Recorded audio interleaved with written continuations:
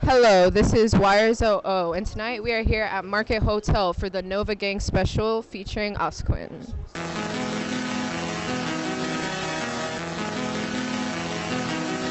Bitch, you all been flogging, posted on my watch list. Say that you invincible, okay nigga, watch this. One phone call and his brains will get to mopping. Sorry I'm so hyped up, I'm just dumb obsessed with violence and anxiety. I'm running out of options, cut him on my life just like a photo, I just crop him. Hello, this is YRZOO, and tonight we have OSQUINN with us. Hello. Yo, it's good, bro. It's good.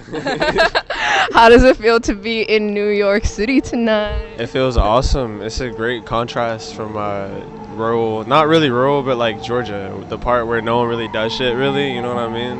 Yeah. All right, so you were a pioneer for hyperpop getting popular in like 2020, and I feel like that time was really different for everyone, but really impactful for everyone. So I'm wondering, like, did quarantine change your feelings towards like making music and putting out music? Did you feel like you had a creative outburst from having to be inside all the time? Absolutely. Like, I didn't really have shit to do, bro. Like, none of us had shit to do. So, you know, we was just in the crib, just coming up with, like, it wasn't necessarily trying to come up with a new thing. Like, none of us were trying to do that. This was all stuff that's like not been around, but we took inspiration from stuff that's been around for years, and we just wanted to, I don't know, we just wanted to Let it all out. let it all out. Yeah, like let it all. We found ways to let our shit out, and we let it out in that way, and people really fucked with it because they never like heard it in a way that's so digestible, I guess. That was kind of my next question. So your song, I Don't Have That Many Friends in the First Place, I feel like it's such like a hyperpop classic. So how did it feel to see like people fucking with that song? And even though it was a little different and in between genres, like it was like digestible for people and people really like felt it. When it first blew up, I made that song honestly in like 15, 20 seconds maybe. I didn't expect people to fuck with it like too heavy. I didn't expect people to, I don't know, stream it as much as they did or find the worth that they did in it when they made like the TikToks out of it or whatever the fuck, you know what I mean? So whenever I saw it blow up initially, I was just mainly confused. And I guess it was surreal to me for about a year because it's just, where did all these people come from, you know? True. And to this day, it's still like surreal to me because everybody like, I guess everyone thinks that somebody in my position would live a day-to-day life where it's like every day's a movie type shit, but nah. Shit do hit the fan, but not as much as y'all would probably expect it to. So also your album, A Night in Virginia, it takes us on a journey from 1 a.m. to 4 a.m., the night hours. So is it true that you actually like wrote that album in the span of 4 hours? Yeah, that's actually true. I wanted something to release that night, but I was upset that I had nothing to release that night, but I did have the will to make an entire EP, so I made an entire EP. And it wasn't exactly to plan like how the hours are. I think I was like an hour off for each track. So 1 a.m. was actually made at 2 a.m. You know exactly. So it should be 2 a.m. to 5 a.m., but you know, whatever the fuck. What were you doing in Virginia during the time? Living there.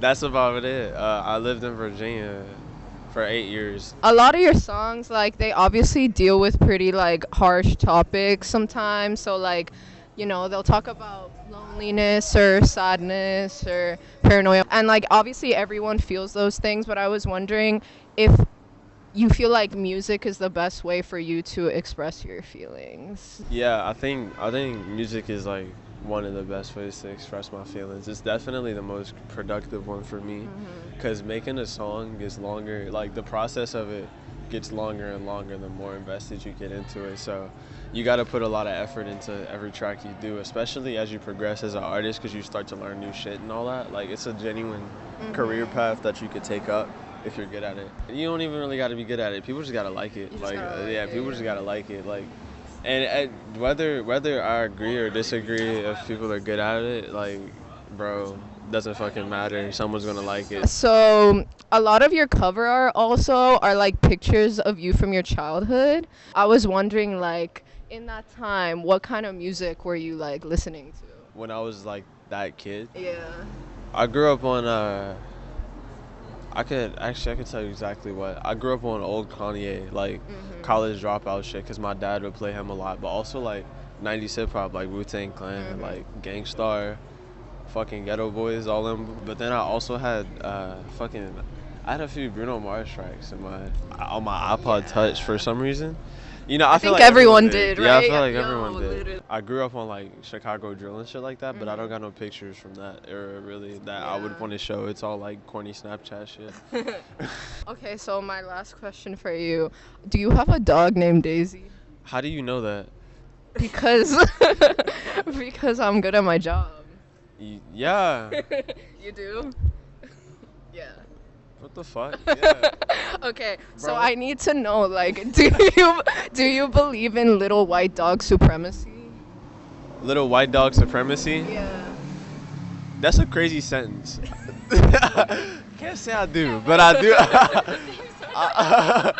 I believe in dog supremacy, like Okay. all dogs. No, actually, I don't fucking know. Like I like cats. I really like cats. Okay.